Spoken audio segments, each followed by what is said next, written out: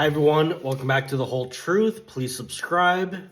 I'd like to again address the Iranian people who I'm sure are in despair and again offer my opinion that Trump is going to attack, and not only attack Iran, the Iranian regime, but attack in a big way. And let me give you some concrete reasons why I think that's going to happen this weekend. If I'm wrong, I'm wrong, but this is what I truly believe. Number one is we just got a tweet from Donald Trump Jr. And the tweet says specifically, quote, "The people of Iran are suffering, but patience matters.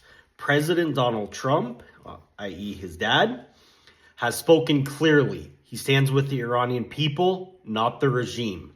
He is a man who keeps his word. Iranians should stay strong, be patient, and know they can count on him." Okay? So you hear him say patience twice in that tweet. And keep in mind that Donald Trump Jr. is kind of known as being in the anti-interventionist camp of the Trump orbit.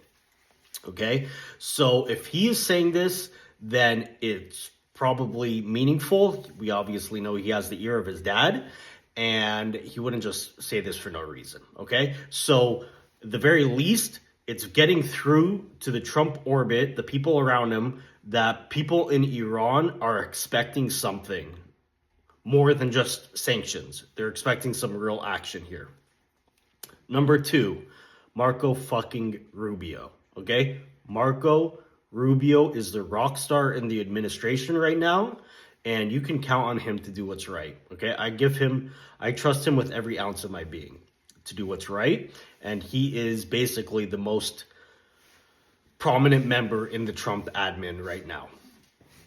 Okay, number three, we have the USS Abraham Lincoln leaving the South China Sea, going straight to the Middle East. Okay, why do you think that's going on? Well, why would that happen? I mean, it could just be deterrence, but it is, I think, the largest U.S. aircraft carrier, and it's going to the region for a reason.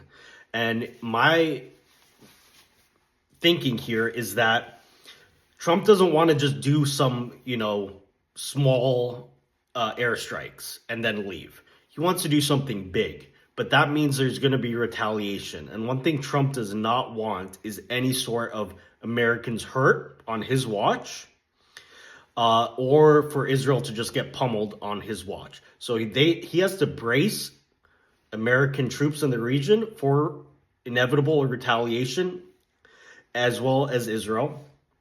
And he has to do that by making sure that there is a lot of assets in the region. Now, he wouldn't have to do that if he was just planning some small symbolic strikes, because as we saw in the 12-day war when the U.S. Hit Fordo, Iran didn't really want to mess with the U.S. They sent some symbolic retaliation and warned the U.S. But if Trump is going to attack the regime hard and big, as I think he is, then there's going to be real retaliation, and Trump needs to be prepared. He wants this to be like Maduro, swift and decisive without any American casualties, okay? It's very important for him. So he's got to move a lot of assets, and he is, to the region.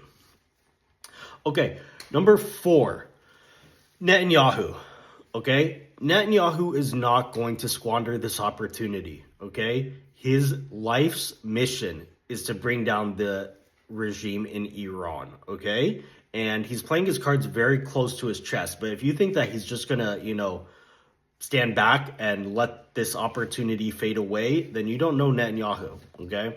He is very much concerned about it, and he wants to take advantage of this opportunity. And he is very close with Trump, which brings me to the next point, which is that we have the Mossad, the leader of the Mossad, the head of the Mossad in the U.S. right now.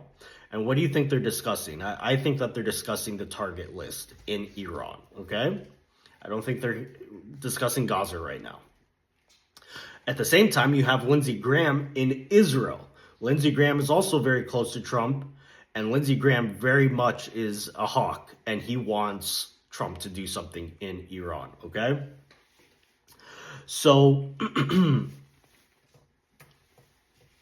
If you recall from the 12-day war, during the 12-day war, Trump also faked a lot of people out until he attacked. Okay, a lot of people were like, "Well, why is Trump is just chickening out?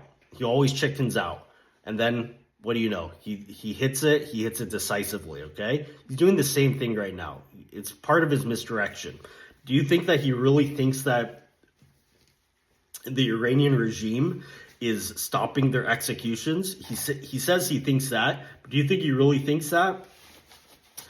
He's trying to misdirect here, okay? And I think it's effective if you see all the reactions online. So he's leading a lot of people to think that he's chickening out or he changed his mind, but he's not going to telegraph when and where and how he's going to attack. He's going to make it seem like he's not going to attack, right? And that's what he's doing right now with the pausing the executions. Now I think that he's happy that the executions are being paused, at least officially, because he is making the Iranian people wait. And so if there was all these ongoing executions, that would be a problem. But he's getting them to at least slow it down. And basically, what is inevitable is that Iran is going to break their promise. They're going to shoot at least one more protester or execute at least one more political prisoner, and that will be the casus belli for Trump to attack. Okay, it's inevitable.